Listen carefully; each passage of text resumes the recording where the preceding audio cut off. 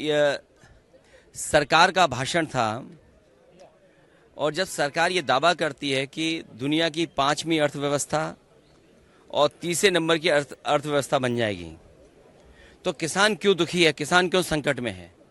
अगर ये 5वीं दुनिया की अर्थव्यवस्था बनने की जो कहानी बताई जा रही है, क्या हमारा किसान भी उसी तरीके से खुशहाल हो गया है?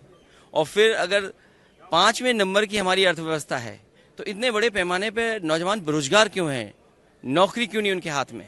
और फिर अग्निवीर जैसी व्यवस्था आधी अधूरी क्यों लागू करनी पड़ रही है? महंगाई क्यों है इतनी?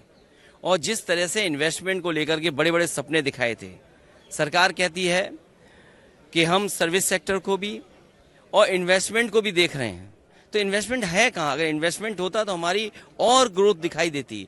कुछ लोगों की ग्रोथ से देश की ग्रोथ नहीं हो सकती है, कुछ लोगों की ग्रोथ से तो हमारा नंबर अच्छा हो सकता है, हम 5वें नंबर की व्यवस्था बन सकते हैं।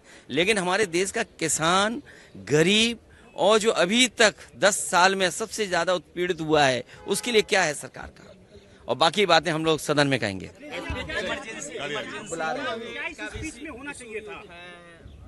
किसने?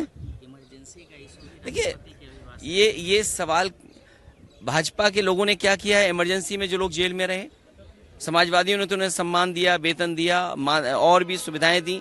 क्या ये सरकार सुविधाएं दे रही है? सुविधाएं दी होती, उनका सम्मान दिया होता तो शायद बात की होती तो अच्छा लगता है। देखिए, मैं कह चुका हूं कि उन्हें ये लगा होगा कि प्रधानमंत्री जी जब शपथ लेने गए थे तो प्रणाम नहीं किया था, हो सकता है इसी वजह से उनकी भावना इस तरह की आई हो कि हटे। और कॉन्स्टिट्यूशन, अच्छा कॉन्स्टिट्यूशन हम ही अगर ये बात पूछें कि सरकार को कॉन्स्टिट्यूशन के लिए लगाने के लिए क्या दिक्कत है?